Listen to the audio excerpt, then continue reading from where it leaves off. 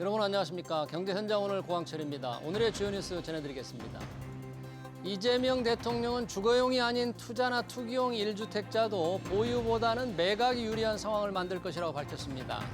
이 대통령은 SNS에 주거 여부, 주택수, 가격 수준에 따라 규제와 부담의 가중치를 두겠다며 초고가 주택은 선진국 수도 수준에 상응하는 부담과 규제를 안게 될 것이라고 강조했습니다.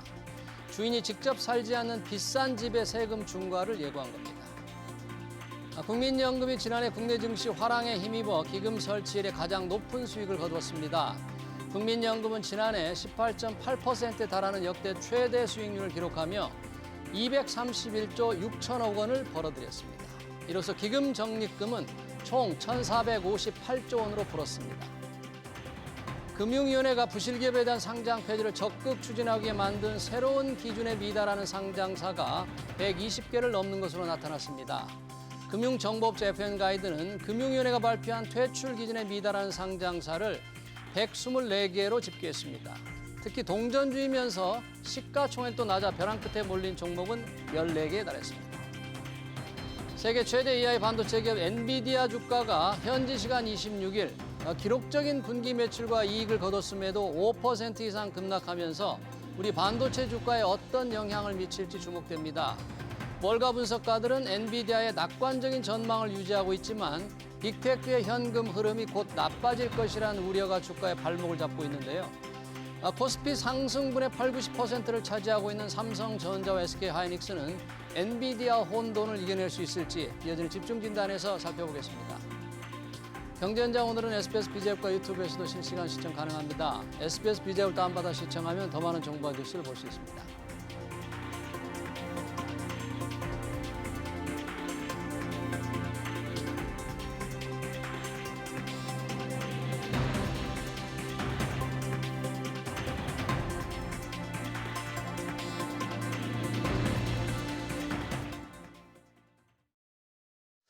네, 오늘 코스피는 조정을 받고 있지만 올 들어 상승세만 보면 고소공포증을 느끼게 할 정도입니다. 특히 삼성전자와 SK하이닉스가 상승분의 80~90%를 차지하는 극심한 쏠림 현상은 변동성을 키울 위험이 크죠. 증권사들은 삼전과 하이닉스의 올해 예상 수익을 근거로 한 주가 수익 비율 PER이 여전히 낮다며 목표 주가를 연일 높이고 있는데 두 분은 어떻게 생각하는지 얘기 나눠보겠습니다. 안기현 한국반도체산업협회 전무, 빈센트 하나증권 연구원 나오셨습니다. 어서 오세요. 네, 반갑습니다. 안녕하십니까. 자, 모처럼 주가가 조금 조정을 받는 듯합니다. 엔비디아 실적이 지난 11월부터 1월까지 엄청난 기록을 세우는데 주가는 뉴욕 증시에서 5% 이상 빠졌습니다. 그 영향인지 아니면 무슨 다른 변수가 있는지 빈센트 연구원님, 오늘 시장 좀 반도체 분위기 어떻습니까? 네, 선방하고 있습니다. 선방하고 있다. 네. 그러니까 미국의 엔비디아가 높은 실적, 즉 GP 마진이라고 해서 영업의 총 이익률이 75%를 유지했는데 불구하고 주가가 5% 이상 하락했고 오늘 장에서도 또 5% 이상 지금 시간 떨어지고 있거든요. 그렇다면 실제 글쎄 이게 호재였나 싶을 정도로 주가 측면에서 좀 우려감이 있죠. 그런 것의 연장선상에서 오늘 우리 시장도 전반적으로 전자와 닉스, 그러니까 삼성전자와 SK하이닉스가 영향을 받고 있습니다. 그런데 9시에 장이 열리잖아요. 9시 초반하고 지금하고의 온도차를 보면 오히려 ha락폭은 더 커지지 않고 있습니다. 그러니까 물론 외국인들이 한 5조 가까이 순매도하고 있고 그중에 상당 부분을 SK하이닉스와 삼성전자를 팔고 있음에도 불구하고 결국 마중물 역할을 할 수 있는 개인들이 떠받치고 있다는 것. 자, 어느 한쪽이 계속해서 팔고 어느 한쪽이 계속해서 사는 것이 바람직하냐 이런 논리는 워낙 이견들이 많습니다. 하지만 그런 것을 차치하더라도 엔비디아라는 글로벌 증시를 이끌고 있는 단연 한 종목을 뽑으라라고 하면 여전히 엔비디아일 수 있는데 그런 엔비디아가 전날 아니면 장외에도 하락폭이 큼에도 불구하고 오늘 우리 시장에서의 주도주라고 할 수 있는 SK하이닉스와 삼성전자는 나름 선방하고 있다라고 평가하고 있습니다. 짧게 잠깐 언급을 해주셨으니까 외국인들이 우리 시장에서 지금 5조 원 이상 넘게 팔고 있는데 뭐 오늘만이 아니잖아요. 계속 그랬는데 이 외국인들 왜 그럴까요? 주가를 굉장히 뭐 우리 코스피 목표치도 높게 낙관적으로 보면서 자기들은 판단 조금 이해가 안 됩니다. 그러니까 전형적으로 외국의 굵직한 기관들, 예. 뭐 오늘 뒤에도 말씀드리겠지만 맥커리를 비롯해서 다양한 기관들이 삼성전자의 목표 주가의 상향치를 높이면서 예. SK하이닉스를 170만 원까지 보면서 예. 외국인들이 전부 팔고 있다라는 거. 예. 자, 외국인들의 이해관계가 참 다르죠. 네. 그러니까 외국인은 결론적으로 한 명의 주체가 아니라는 게 첫 번째 포인트이고요. 야. 다양한 전략들이 있다라는 것입니다. 예. 두 번째로는요. 예. 자, 시기적으로 지금이 오늘이 2월의 마지막 거래일입니다. 네. 아무래도 패시브 자금들, 즉 포트폴리오를 운영하는 자금들의 리밸런싱이 있을 수 있다라는 것이 기관상의 자산 특징. 비중을 좀 재조정하는군요. 맞습니다. 네. 그렇다면 재조정할 때 어떤 걸 할까요? 돈을 많이 번 것에 익절이 나올 수 있다라는 것이 충분히 가능성이 있다라는 것이고, 자, 그럼에도 불구하고 과거와 다른 것이 무엇이냐를 우리가 집중해야 될 것 같습니다. 네. 자, 달러 환율이요. 네. 1,435원 선 네. 내외입니다. 이렇게 외국인이 오늘 5조 원 이상 팔았다고 한다면 네. 글쎄요, 한 달 반 정도만 하더라도 우리 달러 환율이 1,500원 선을 뚫고 넘어갈 거다라는 우려감이 네. 있었음에도 불구하고 네. 지금의 상황은 외환시장이 상당히 안정적일 수 있다라는 것이 외국인이 파는 것이 사는 것보다는 안 좋죠. 하지만 계절적인 측면, 네. 더 나아가서 익절이라는 측면, 네. 그리고 이어졌던 흐름에서 아직은 외환시장이 안정적이다는 측면에서 그렇게만 나쁘게 볼 건 아니다라는 말씀도 조심스럽게 드립니다. 알겠습니다. 참 이렇게 엔비디아 주가 하락에 비하면 우리 반도체가 잘 견디고 있는데 아까 이제 외국인들이 우리 삼성 다양하지만 삼성전자, SK하이닉스 목표가를 계속 높이고 있는데 목표가를 가장 많이 높인 걸 찾아보니까 뭐 맥쿼리네요. 삼성전자 목표가 오늘 최고치겠습니다. 34만 원, SK하이닉스 170만 원. 야, 지금 수준도 높은 것 같은데 이 산업적인 측면에서 우리 안기현 전문님께서 이제 산업 분야를 잘 챙기고 계시는데 이렇게 주가 목표치를 높게 잡은 거를 어떻게 좀 해석을 할 수 있어요? 지금이 역대 가장 실적이 좋은 해가 될 것이다. 올해가 네. 라고 다들 얘기하고 있습니다. 예. 우리가 2017년, 18년 예. 굉장히 좋았거든요. 예. 좋았는데 그때보다 훨씬 좋다. 음. 훨씬 좋아서 주가를 전망할 수 없을 정도입니다. 우리가 이렇게 해본 적이 처음이니까. 예. 그런데 예. 이 기조가 계속 갈 것이다 라고 또 생각합니다. 계속 왜냐하면 기업은 이미 올해 주문이 끝났습니다. 예. 올해 주문이 끝났고 이제 내년을 준비하고 있기 때문에 네. 높은 가격으로 주문이 끝났기 때문에 올해 실적은 어느 정도 전망이 됩니다. 올해 네, 전망이 되고 대략? 전망한 것보다 더 많이 할 거라고 또 보고 있습니다. 예. 네, 그런 것들이 주가에 지금 반영이 되는 거 아닌가라는 생각이 들고요. 예. 이게 올해가 끝이 아니고 내년까지는 간다. 2027년까지. 예, 2027년까지는 가는 걸로 다들 생각을 하고 있습니다. 예. 그리고 2028년도 우리가 미국의 빅테크 기업들의 투자 계획을 보면 2028년까지 계속 증가할 것이다. 라는 자료가 계속 나오고 있습니다. 그래서 예. 뭐 우리는 반도체니까 음. 그 사람들 투자하면 그 투자비 전부 반도체니까 네. 우리는 2028년까지도 좋게 볼 수 있다. 음. 예. 뭐 그런 것들이 반영되지 않았나 이렇게 생각을 합니다. 네. 자, 2028년까지도 이제 이익 증가가 계속될 거라는데 과연 그 이익이라는 건 지금 공급 부족. 그러면서 지금 가격이 높은 수준이 과연 그때까지 이어질 수 있을까? 혹시 뭐 AI 미국 빅테크 기업들의 투자가 계획대로 좀 안 된다거나 또는 이 메모리를 쓰는 반도체를 쓰는 기업 어떤 제품의 수요가 떨어진다거나 뭐 여러 가지 좀 변수가 없을까요? 변수 있죠. 예, 변수가 어떤 있기 게 때문에 주식시장이라는 것이고 예. 그렇기 때문에 주가는 요동칠 것입니다. 예. 하지만 이럴 때일수록 추세, 방향성이 매우 중요한데요. 예. 우상향 반응성이 있다는 가장 근거에는 과거와 수많은 사이클이 있었죠. 우리 흔히 반도체는 사이클 산업입니다. 네. 과거 길어봤자 3, 4년이기 때문에 예. 이번 사이클도 결국에는 어느 시점이 되면 끝날 것이다라는 게 대부분 컨센서스입니다. 아. 그런데요. 예. 과거와 좀 다른 것은 예.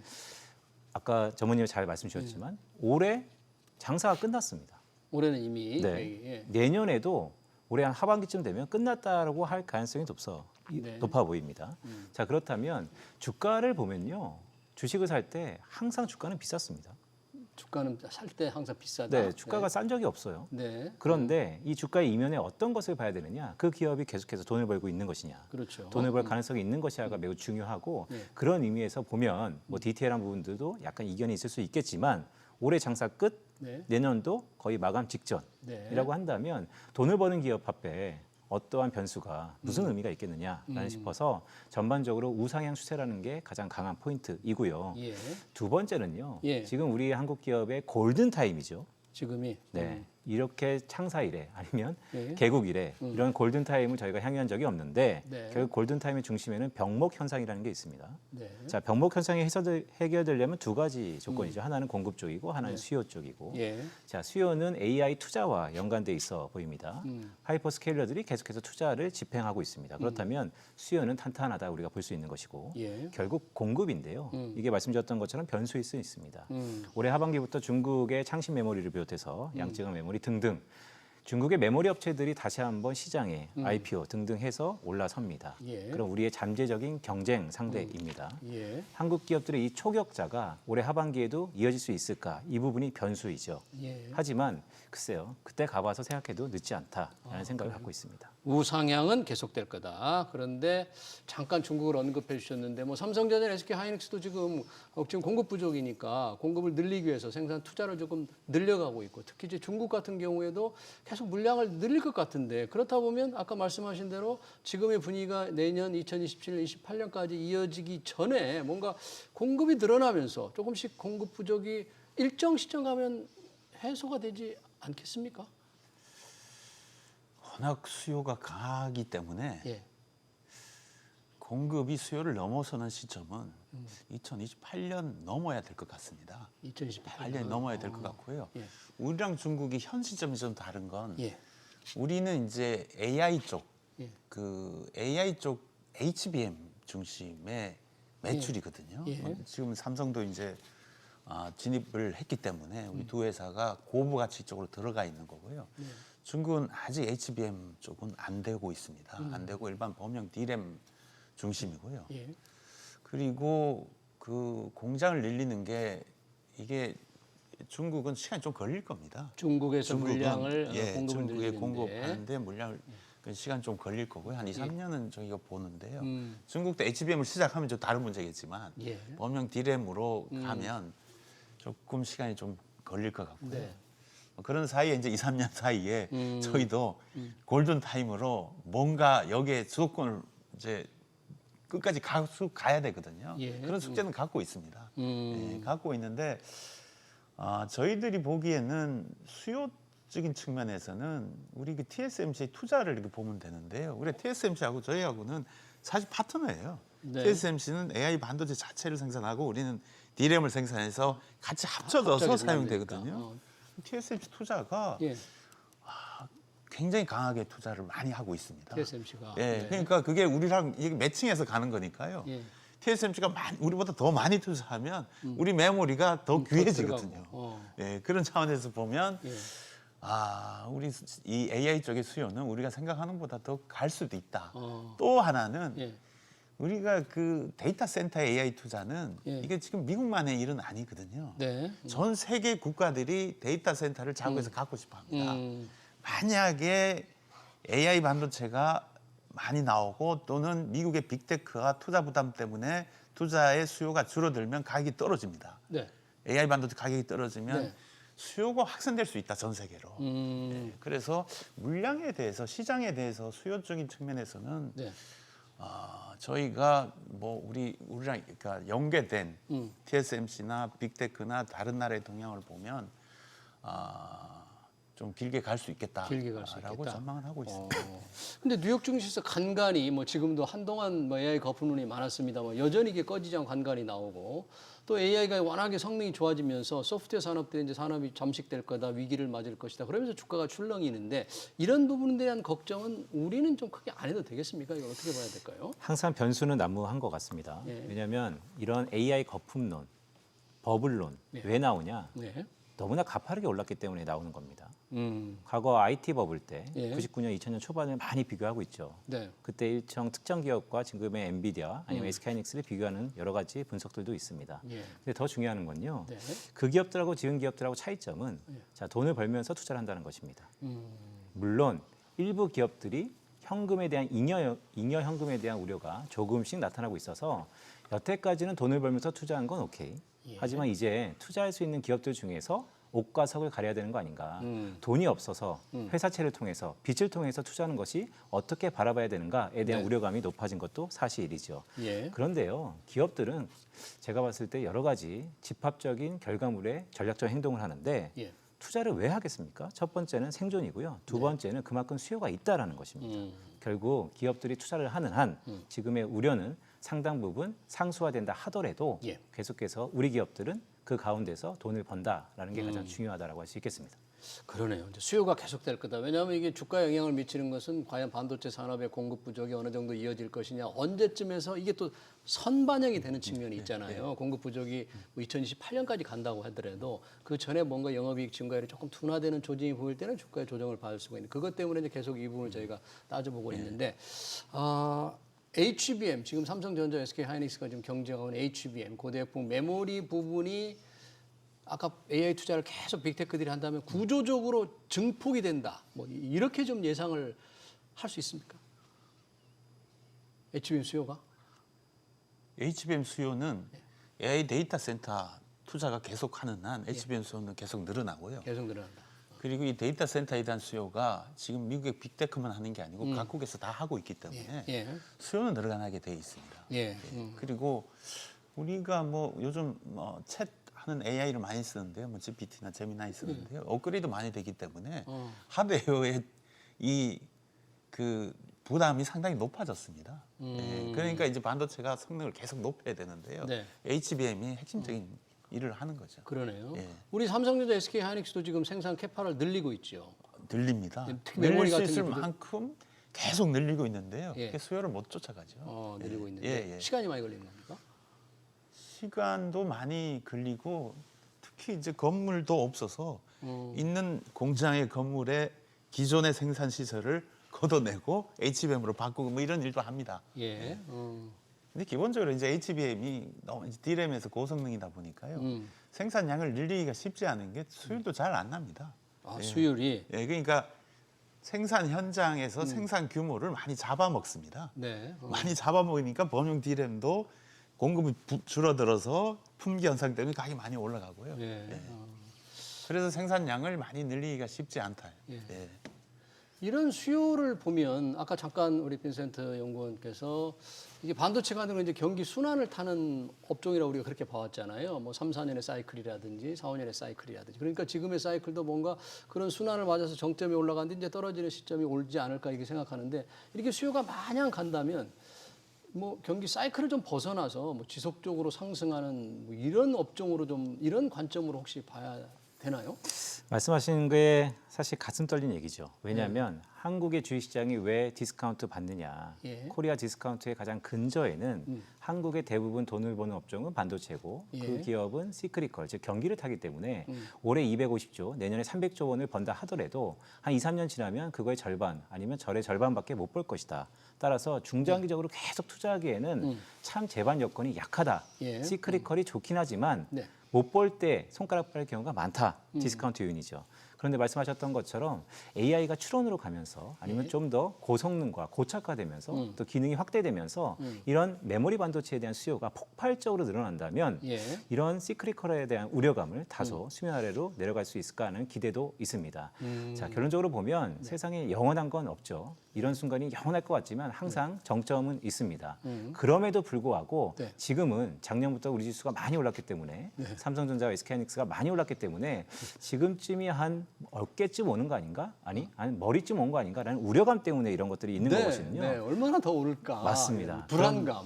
오늘 전문님께서 잘 말씀 주셨지만 공장을 짓고 실제 가동되는데도 한 2, 3년 걸리고 더 중요한 것은 수율이에요. 결국 정상 제품이 얼마나 있을 수 있을까. 그런 거를 러프하게 놓고 보더라도 3, 4년은 좋게 걸린다. 그렇다면 자 주가는 먼저 항상 반응을 하죠. 그렇다고 2026년 지금 2월 말입니다. 우리가 2028년까지 적어도 2029년까지 이런 흐름이 이어진다면 주가는 언제쯤 반응을 할까요? 그건 아무도 모르는 얘기지만 적어도 지금 이 순간은 아니다라는 생각입니다. 이 순간은 이 조정을 생각할 순간은 또 아니고 그러지 않을 것 같다는데 수요 측면에서 뭐 여러 가지 빅테크들의 투자 부분이 가장 클 테고 이게 HBM을 많이 쓰는데 일반 제품 있잖아요. IT 제품 요즘 메모리 값이 비싸니까 뭐 PC라든지 노트북 사는데 도 비싸서 못 산다 그래요. 아무 휴대폰도 그럴 상황이 올지 모르는데 이런 부분에서 수요가 조금 둔화될 가능성이 있으면 혹시 공급 부족 해소 쪽으로 좀 작용하지 않을까요? 너무 그게 지금 우리가 D램이 가장 많이 들어가는 게 데이터 센터입니다. 데이터 센터. 그 다음에 이제 휴대폰, 작은 게 이제 PC 노트북이거든요. 그래서 지금 D램 일반 휴대폰이나 예. 노트북 PC에 들어가는 이 범용 D램이 품귀 현상이라서 가격이 많이 올랐거든요. 예, 예. 그래서 항상 오늘이 제일 싼 날이다. 휴대폰 오늘 사라. 오늘 그런 제일 얘기를 싼 날이다. 합니다. 예. 예. 근데 그럼에도 불구하고 이 범용 D램도 해소되기에는 시간이 좀 걸립니다. 아 이것도요. 워낙 데이터 센터에 투자가 HBM이 많이 들어가기 때문에요. 예. 이 범용 D램이 전체적인 공급량을 줄여놓은 겁니다. 네. 근데 기존에 그 휴대폰이나 노트 PC가 수요가 적다 하더라도 사야 되잖아요. 그렇죠. 예, 그보다 더 적게 공급이 됩니다. 그래서 그 언론에 보면 예. 삼성, SK 하이닉스 그 문 앞에 그 D램 사려고 네. 숙박을 하는 사람들도 있다는 얘기가 또 나옵니다. 실제. 예. 그리고 또 다른 그 외국에서 뭐 중국 마찬가지지만 전자제품 조립하는 데는 D램 구해달라고 또 부탁을 따로 하는 데도 있어요. 그러니까 그럴 정도로 지금 품귀 현상이기 때문에 이것도 쉽게 풀릴 것 같지는 않습니다. 이것도 쉽게 왜냐하면 새로운 공장들이 규모를 늘려야 되는데 사실 규모가 늘어나기가 쉽지 않아요. 예. 지금 우리도 뭐 열심히 합니다. 이천 공장, SK 하이닉스 그 공장에 또 캐파 늘리죠. 뭐 SK 하이닉스가 거기에 투자를 22조 얼마 더 하기로 했다면서요?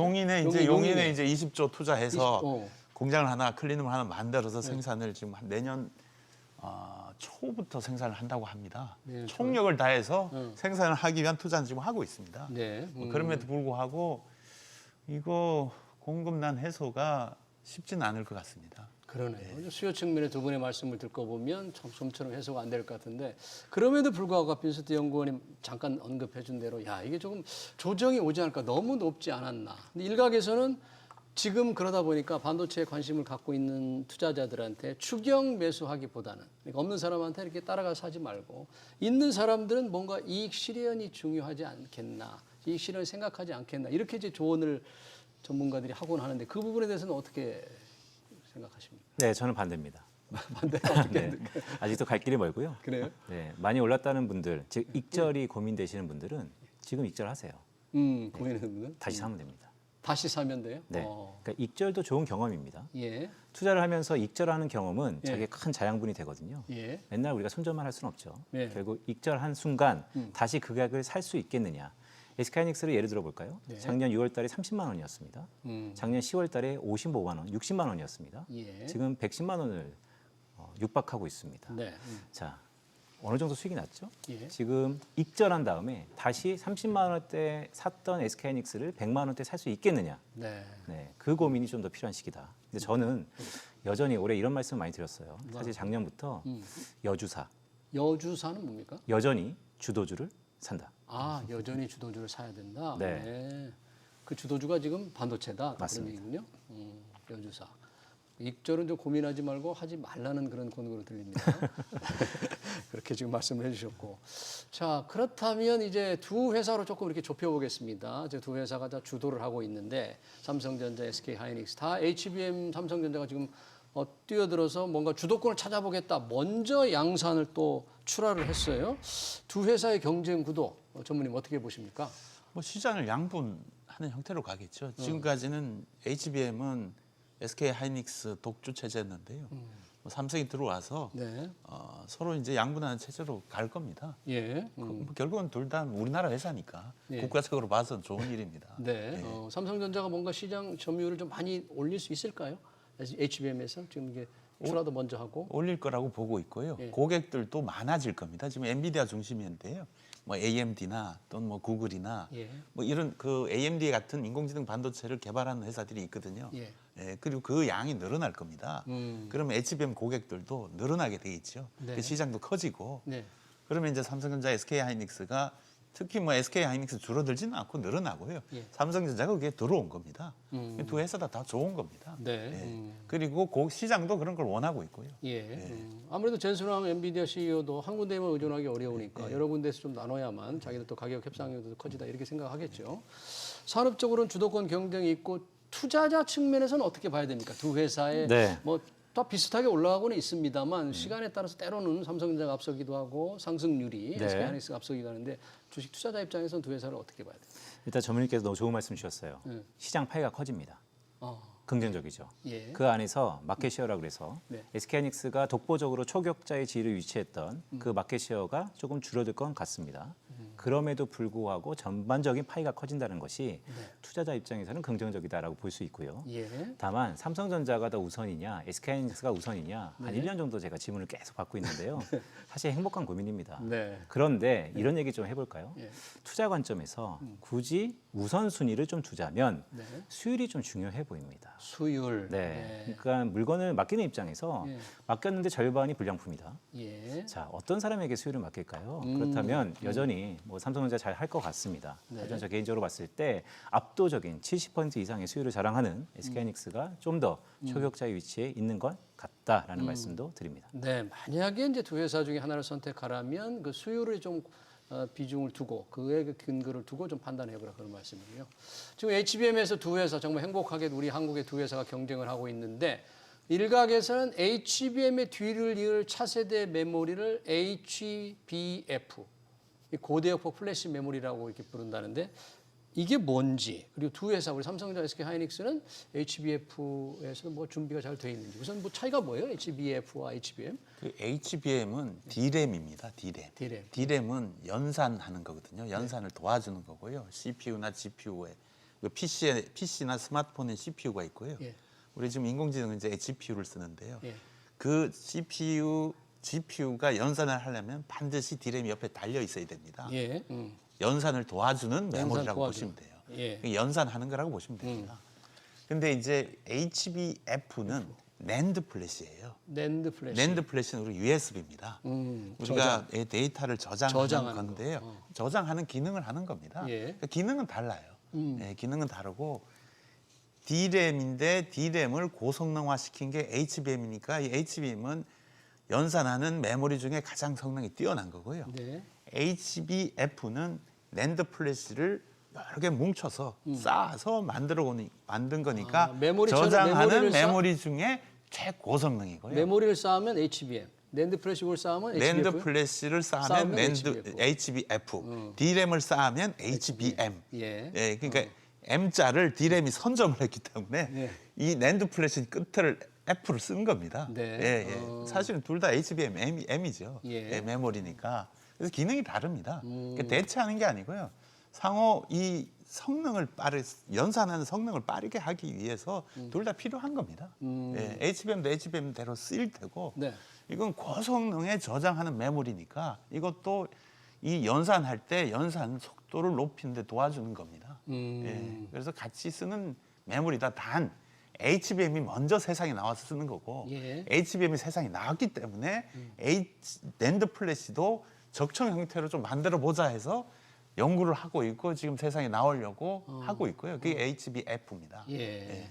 그럼 두 회사 삼성전자, SK하이닉스가 지금 뭔가 지금 기술 개발을 열심히 하고 있을 텐데 뭐 어느 정도 이거는 아주 초기 단계로 봐야 됩니까? 나오려면 좀 기간이 좀 필요합니까? 네, 말씀 잘 주셨지만 결국 HBM의 효율성, 예. 그리고 낸드 플래시 쪽에서 HBF로 이제 SK하이닉스가 발벗고 글로벌 스탠다드를 만들겠다라고 나서고 있죠. 글로벌 스탠다드. 네, 근데 미국의 샌디스크가 여전히 경쟁 상대입니다.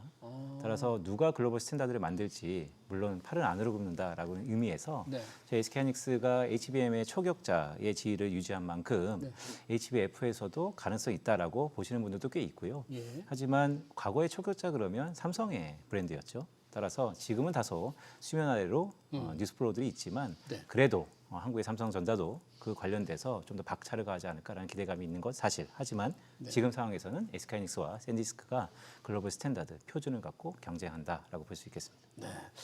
자, 이 반도체 우리 안기현 전무께서 반도체 산업협회에서 나오셨으니까 한 가지 마지막 질문 좀 드리고 싶은데 우리 반도체 산업 뭐 지금 AI 붐을 타고 정말 대단하게 정말 우리가 자랑스럽습니다. 두 회사가 있다는 게 반도체 산업 전반적으로 잘하고는 있습니다만 산업적으로나 우리 국가 경제를 위해서 조금 뭔가 필요하거나 좀 문제가 상황이 있다거나 그런 게 좀 현안이 뭐가 있나요?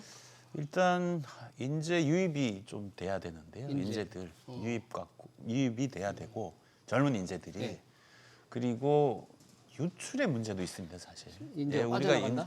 우리 인재들이 저 글로벌로 너무 좋으니까 미국도 가고 일본도 가고 뭐 이런 문제가 있는데 네.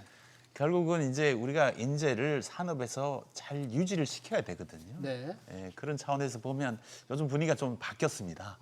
돈도 많이 주고 네. 그리고 저기 얼론 머스크가 한국 인재 일론 좋아합니다라고 머스크? 벽에 걸어놓고 네. 지원하세요 하는 네. 바람에 학교에서 의대 안 가고 반도체 한다. 예. 뭐 이런 분위기도 있는 걸로 알고 있습니다. 네. 그래서 뭐 국가적으로는 좋은 일이고요. 네. 마지막으로 반도체가 생태계가 중요한데요. 소재 부품, 장비 우리가 경쟁력도 많이 높여서 전체적인 산업의 경쟁력이 높아져야 된다. 그래야 경쟁력이 오래 간다. 네. 뭐 이렇게 좀 우리가 갖고 있는 숙제는 있습니다. 네, 알겠습니다. 삼성전자, SK 하이닉스 반도체 산업 업황 동향 투자 전략까지 관련 토론 여기서 그런데요, 마치겠습니다. 네. 제가 시간이 지났지만 네. 지금 우리 코스피 지수가 양전했습니다. 코스피가 네, 올타임 하이입니다. 아까 말씀하신 대로 시작과 완전히 분위기가 달라졌네요. 네, 그래서 오늘 좋은 말씀 주셨지만 예. 반도체 돈을 벌고 있다. 네, 정말 우리 반도체 SK하이닉스, 삼성전자의 올해 영업이익 엄청나게 높아질 거라는 예상으로 주가가 급등하고 있는데 관련 기업 얘기 잘 들었습니다. 지금까지 안기현 한국반도체산업협회 전무 그리고 김두원 빈센트 하나증권 연구원이었습니다. 두 분 고맙습니다. 감사합니다.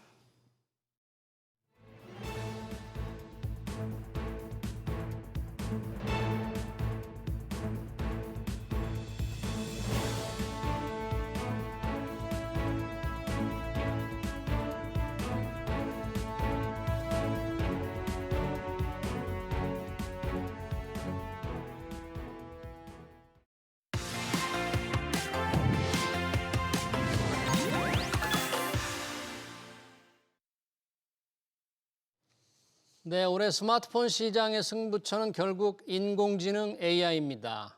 삼성의 AI 비서 기능을 대폭 강화한 새 스마트폰 갤럭시 S26을 내놓았죠.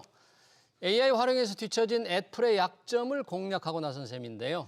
공개하자마자 고객들은 환호했습니다. 갤럭시가 진짜 아이폰을 뛰어넘을 수 있을지 승부는 이제부터라는 평가가 나옵니다. 이효원 IT 칼럼니스트 모시고 자세히 들어보겠습니다. 어서 오십시오. 반갑습니다. 안녕하세요. 삼성전자, SK하이닉스 주가 얘기를 했습니다만 삼성전자가 S26 내놨습니다.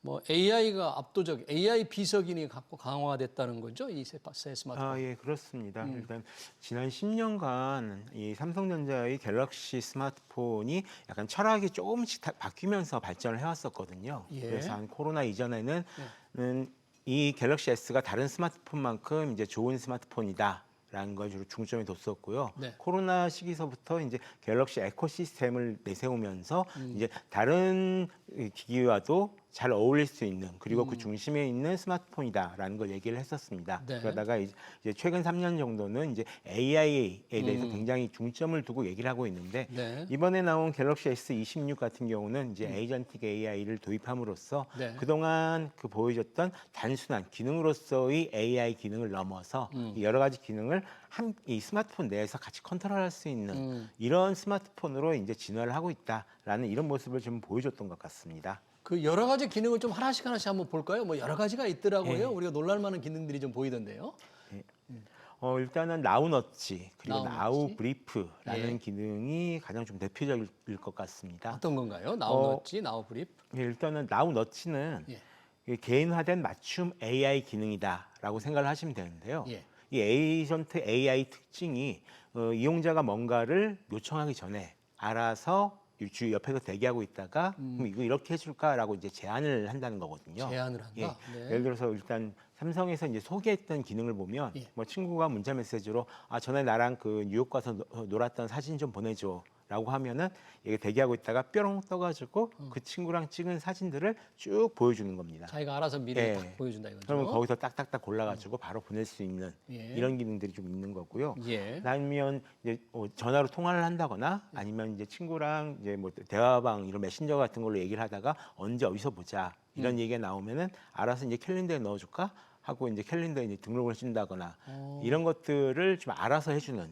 이런 기능을 나우노치라고 합니다. 아, 그래요? 예. 만약에 친구가 약속을 잡자고 하는데 그 날짜에 만약에 선약이 있는 것으로 이렇게 되어 있으면 자기가 그걸 딱 조정하나요? 아우 당연히 조정하죠. 해가지고 미리 캘린더를 파악해가지고 며칠 날 볼래 하면 옆에서 그날 다른 일정이 있습니다라고 딱 띄워주기도 하고 이렇습니다. 바쁘신 분들한테 굉장히 좋은 그런 기능이죠. 나우 브리프는 것도 좀 달라요, 이거. 예, 나우브리프는 말 그대로 그날 나에게 필요한 것들을 이제 AI가 알아서 이제 그 브리핑을 해주는 건데요. 예. 이 뭐랄까 이제 캘린더 앱이나 헬스 앱이나 여러 가지 이제 정해진 앱들이 있습니다. 이 앱들을 AI가 자동으로 읽어서 그날 나한테 필요한 것들만 모아서 쭉 보여주는 거죠. 네. 그래서 혹시라도 내가 오늘 친구를 만날 약속이 있었는데 까먹고 있었다. 이러면 알아서 이렇게 딱 띄워주면서 약속 있으니까 빨리 가세요. 또는 날씨 같은 경우는 딱 띄워주면서 오늘 비 올 것 같으니까 우산 가지고 나가세요. 네. 라는 제안을 할 수가 있는 겁니다. 네.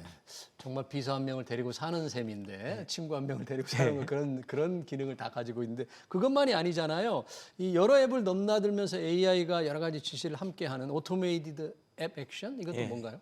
원래 앞서 말씀드린 나우 브리핑이나 나우 너치 같은 경우도 이제 에이전틱 AI 기능이긴 한데요. 네. 그러니까 다른 앱을 이 AI 하나가 이제 같이 컨트롤해가지고 뭔가 결과를 내놓으면 에이전틱 AI다라고 생각을 하시면 됩니다. 네. 근데 이 오토메이티드 앱 액션은 작년에 나왔던 그 AI 디바이스들 좀 기억을 하실 겁니다. 예. 사람이 말만 하면 알아서 얘가 대신 처리해 준다라는 건데 그거를 이번에 삼성 갤럭시 S26 스마트폰에 이제 넣은 겁니다. 그래서 만약에 제가 이제 어디 가서 뭐 택시 좀 불러줘, 어디까지 가야 되는데 택시 좀 불러줘라고 하면 그 전에는 제가 앱을 열고 제가 목적지를 입력하고 카카오티 맵 열어야죠. 앱을 그렇죠. 열어야 되는데. 거기다가 목적지 입력하고 제가 어떤 종류가 있는지 찾아가지고 제가 선택하면은 이제 그 기사님 오실 곳을 찾아서 제가 또 이동을 해야 되지 않습니까? 예. 근데 여기서는 이 앞부분들이 아예 알아서 얘가 앱을 열고 알아서 목적지를 입력하고 알아서 차를 골라서 호출을 해줍니다. 예. 저는 이제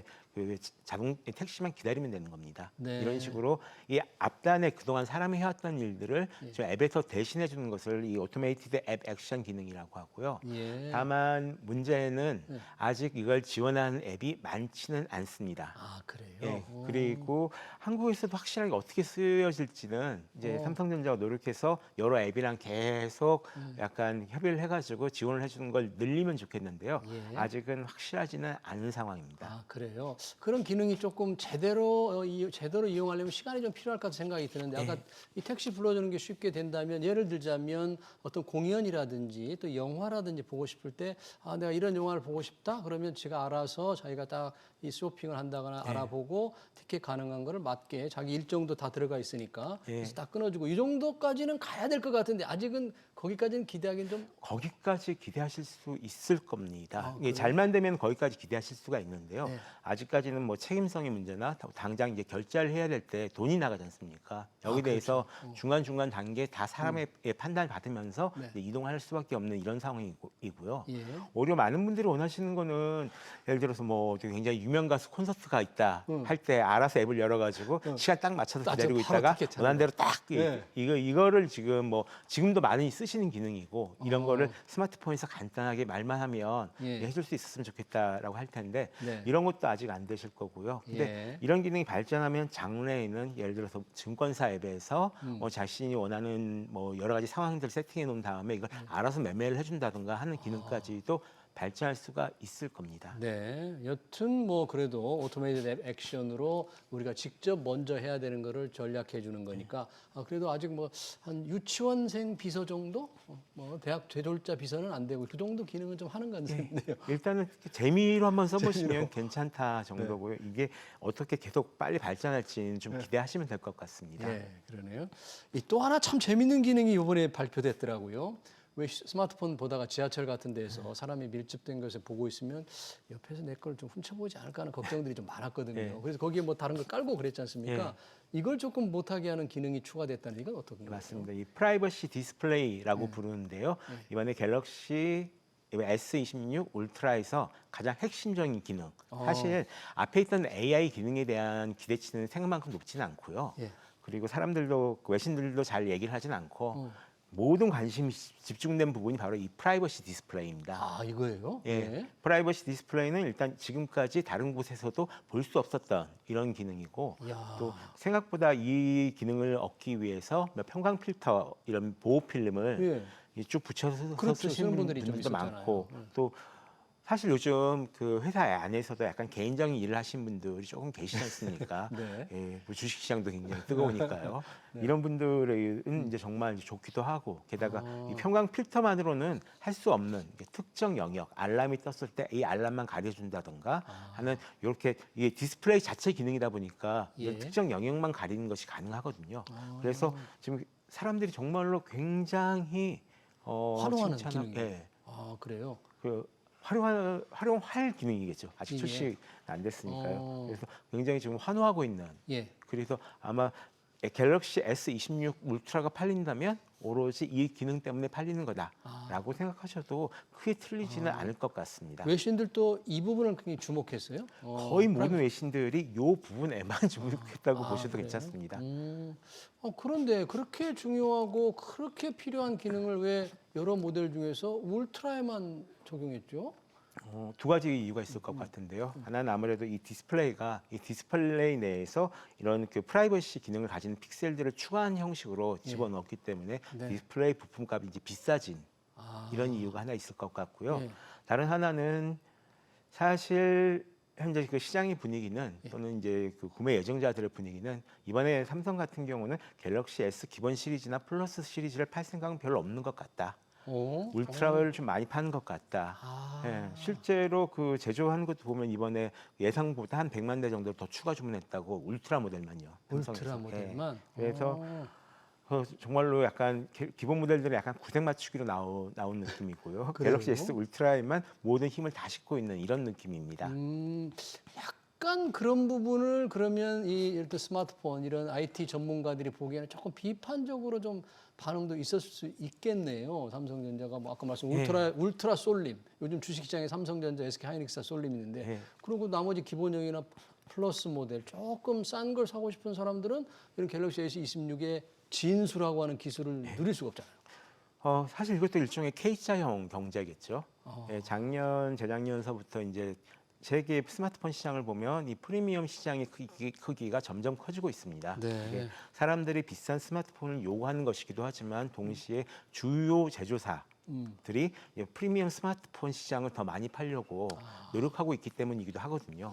삼성 입장에서도 솔직히 말하면 기본 모델보다 울트라 모델을 파는 것이 훨씬 이익이고 특히 올해처럼 이 스마트폰 관련 부품 가격이 올라가고 있는 상황에서 게다가 보통 이제 1%에서 2% 정도 시장이 이제 무너질 거다, 그러니까 감소할 거다라고 예상을 했다가 가격 오르는 것 때문에. 네, 오늘 나온 IDC에서 나온 예상에 따르면 올해 스마트폰 시장이 한 10% 정도까지 이제 감소할 가능성이 있다라고 얘기를 하고 수요가? 있습니다. 이게 10%라고 해도 1억 대가 넘거든요. 그리고 삼성 같은 경우는 보통 한 뭐 2억 4천만 대, 2억 5천만 대 정도를 파는데 4천만 대만 프리미엄 스마트폰이고 2억 대는 주로 갤럭시 A 시리즈입니다. 그러다 보니까 아무래도 울트라 시리즈를 조금 더 강력하게 푸시를 해서 지금 어떤 이익이나 이런 것들 좀 높여보겠다고 생각을 하지 않았을까 싶습니다.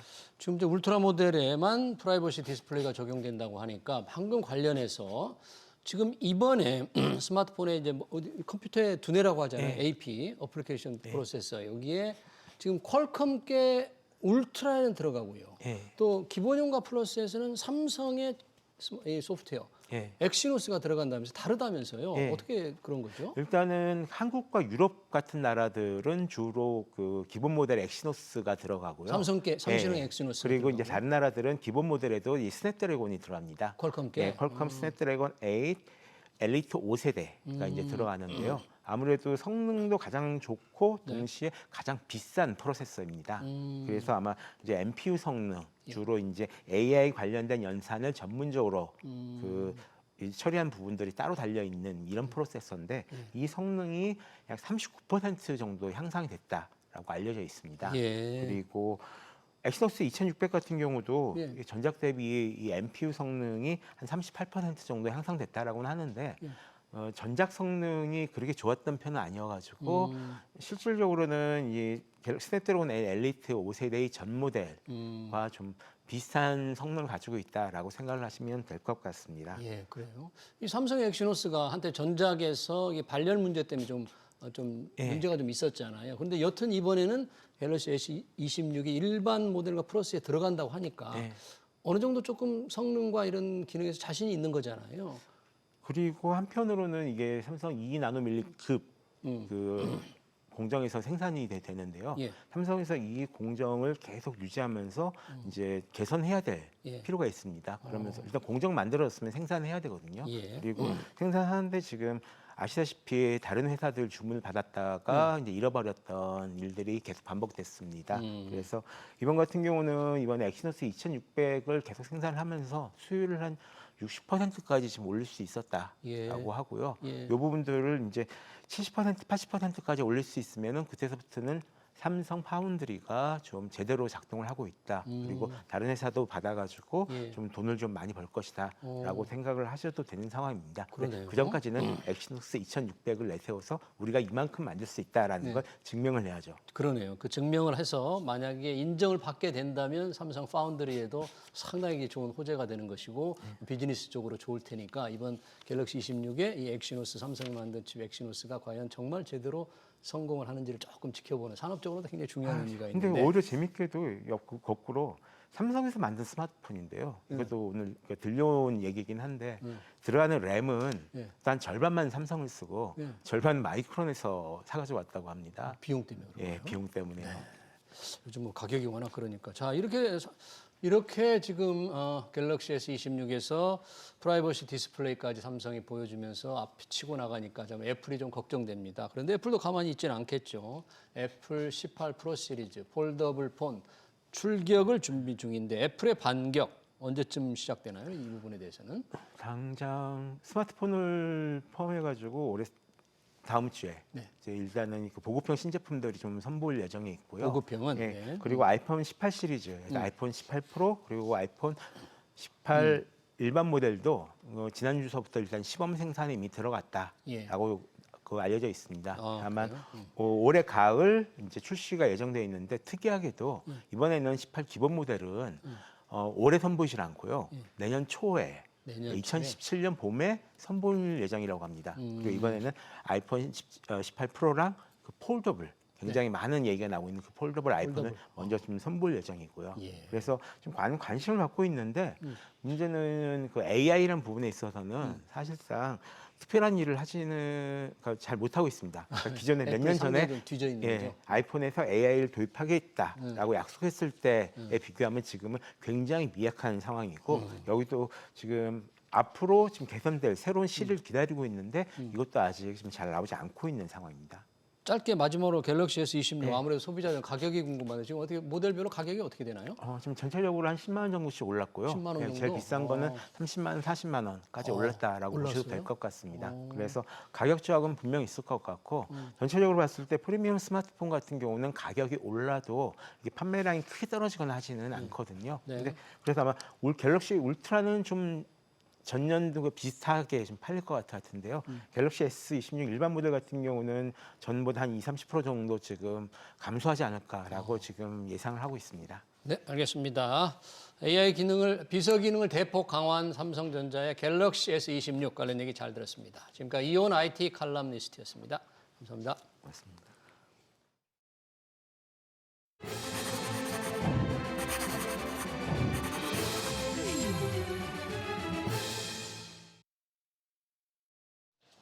네, 오늘 들어 코스피가 질주하는 가운데 서울 강남 집값이 하락세로 돌아서는 건 고무적입니다.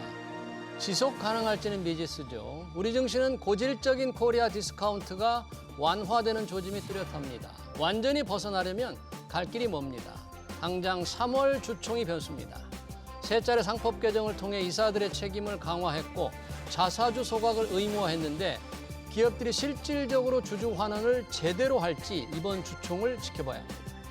법 취지대로 이루어지면 우리 증시도 구조적인 재평가를 기대할 수 있을 겁니다.